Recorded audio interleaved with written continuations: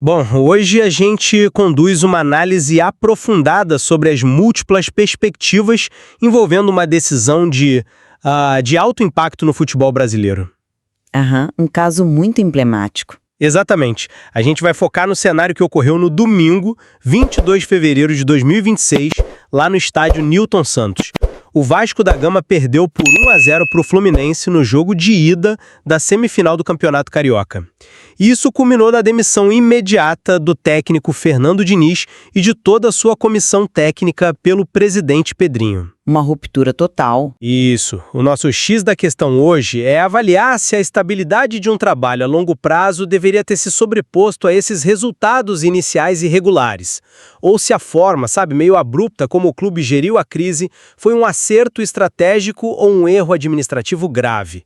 Da minha parte, eu vou defender que a manutenção da estabilidade do elenco e a sequência do trabalho de base eram mais importantes que o momento ruim, e que a demissão foi um erro. E eu vou argumentar pelo outro lado. Diante das altas expectativas e da falta de resultados, especialmente aquele início no Campeonato Brasileiro, a demissão total foi uma medida corretiva, necessária e muito pragmática. Bom, para a gente começar a desdobrar isso, eu entendo por que você pensa assim, mas deixa eu te dar uma perspectiva diferente sobre o valor do tempo no desenvolvimento esportivo. O Diniz estava na sua segunda passagem, com 56 partidas disputadas. Construir um time capaz de chegar à final da Copa do Brasil na temporada anterior não é um acidente, é um indício de trabalho de base sólido. Mas o presente conta muito. Conta? Claro que conta, mas a falta de vitórias nesse início do Campeonato Brasileiro não apaga o progresso tático. Interromper esse ciclo de repente por conta de uma pressão externa destrói a estabilidade do elenco, que é, no fim das contas, um pré-requisito para o sucesso contínuo. Olha, me desculpe, mas eu simplesmente não compro essa ideia. Deixa eu te dizer o porquê os números exigiam uma mudança de rota.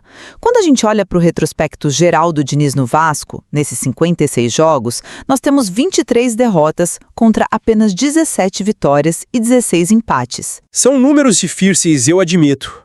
Muito difíceis. A estabilidade não pode ser um escudo para a ineficiência.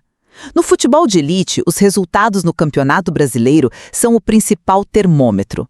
Se o time ainda não havia vencido e não correspondia minimamente às expectativas, a ruptura era a única via técnica viável. Esse é um ponto válido, mas os resultados do brasileiro, por serem bem iniciais naquela altura, não deveriam ser o único fator de avaliação.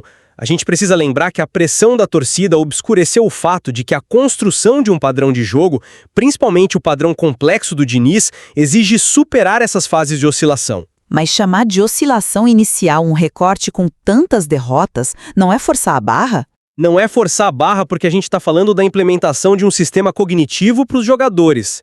A necessidade vital ali era dar sequência ao trabalho de base que os levou a uma final nacional no ano anterior.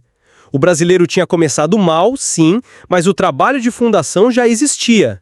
Eu abordo isso focando na dura realidade do futebol e das expectativas que o clube tinha. Você disse que o brasileiro era só um recorte inicial, mas os resultados ali são de fato o fator mais relevante porque ditam a viabilidade da temporada. Os pontos que você perde em abril ou maio não voltam em novembro. E apontar aquelas 23 derrotas em 56 jogos, veja bem, não reflete uma mera oscilação. Reflete um teto de desempenho já atingido que definitivamente não justificava a manutenção dessa tal estabilidade do elenco. Bom, se a gente vai falar sobre justificar a manutenção, a gente precisa olhar para o erro administrativo gigantesco que foi o formato dessa demissão. Eu critico severamente a decisão de desligar todos os profissionais da comissão junto com o Diniz. Você fala dos auxiliares. Os auxiliares, o Ricardo Cobaldini e o Evandro Fornari, e até o preparador físico, Wagner Bertelli. Isso é um erro administrativo gravíssimo. A diretoria joga fora toda a inteligência institucional, os dados dos jogadores, o mapeamento de carga de trabalho. Isso aumenta absurdamente a instabilidade do grupo e deixa um vácuo no departamento de futebol. Esse é um argumento convincente, mas você já considerou o impacto no vestiário? Manter resquícios de uma comissão técnica que acabou de ser demitida sob intensa pressão causaria ainda mais ruído interno? A torcida já estava inflamada. Mas você penaliza profissionais técnicos por causa do clima externo? No futebol profissional, sim. A saída de todos foi uma atitude cirúrgica da diretoria para verdadeiramente resetar o clima no Vasco. Isso permitiu ao interino, Bruno Lazzaroni, começar com uma página em branco, sem os fantasmas de um trabalho que vinha sendo massivamente contestado. Eu acho uma página em branco muito arriscada. E falando na atitude da diretoria, vamos analisar o timing do anúncio, porque isso para mim diz muita coisa. O presidente Pedrinho anunciou a demissão instantes após o apito final, sem nem deixar o Diniz conceder entrevista coletiva pós-jogo. Foi uma ação muito rápida. Rápida e reveladora. Eu classifico essa atitude como um sinal muito claro de desespero e precipitação. A direção cedeu imediatamente à pressão das arquibancadas, sem ao menos fazer uma avaliação fria na segunda-feira ou respeitar o profissional que estava lá trabalhando. Eu já enxergo isso sob uma perspectiva bem alternativa. Não foi desespero de jeito nenhum. Foi uma manobra tática de marketing e controle de danos brilhante. Brilhante. Cortar a palavra do treinador. Sim, porque ao agir instantaneamente e não permitir a coletiva, o clube evitou que narrativas de desculpas fossem criadas na mídia. O Diniz tem um discurso muito articulado de defesa do próprio processo. Se ele fala, ele inflama o debate. O Pedrinho estancou a crise de imediato, assumiu o controle total da comunicação e blindou o elenco contra uma repercussão negativa que com certeza se estenderia por dias. É um controle de danos que tem um preço bem salgado financeiramente falando, o que nos leva ao perfil do sucessor. A gente sabe do custo da rescisão, que foi estimado em uns 3 salários. Um impacto financeiro relevante. Muito relevante para um clube no Brasil.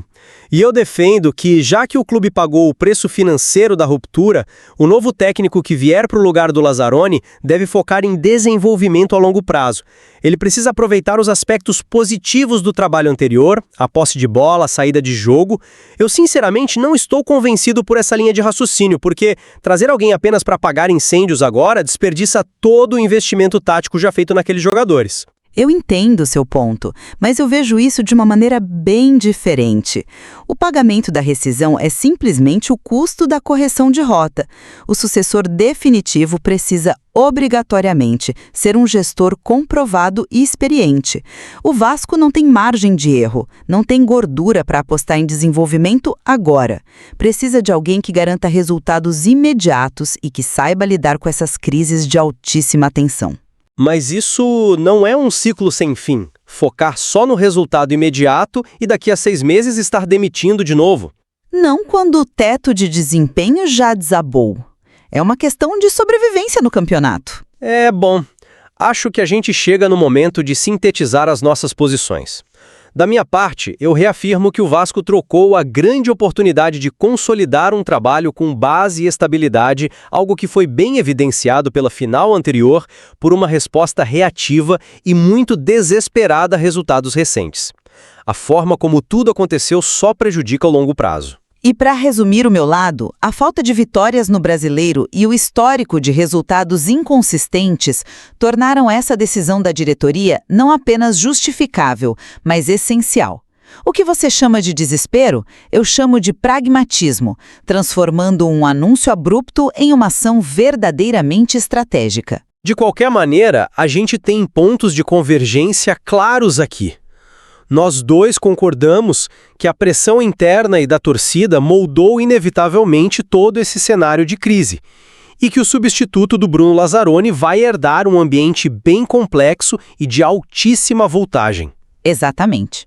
E ambos reconhecemos também que o impacto financeiro enorme dessa multa de 3 salários aumenta muito a responsabilidade da diretoria sobre quem vai assumir essa vaga em definitivo. Isso mostra a complexidade de gerir crises institucionais em esportes de alto rendimento. É um estudo de caso muito rico do Vasco sobre o choque entre visões de gestão, sabe? O foco no processo contra o foco no resultado a todo custo. E não tem uma resposta única ou vencedora nessa discussão. Nós encorajamos quem nos ouve a formar suas próprias conclusões sobre essa dinâmica entre tempo de trabalho, resultados de curto prazo e liderança sob pressão extrema. Com certeza. A realidade esportiva sempre oferece muitas camadas para a gente explorar. Agradecemos por nos acompanhar em mais esta análise rigorosa. Até a próxima!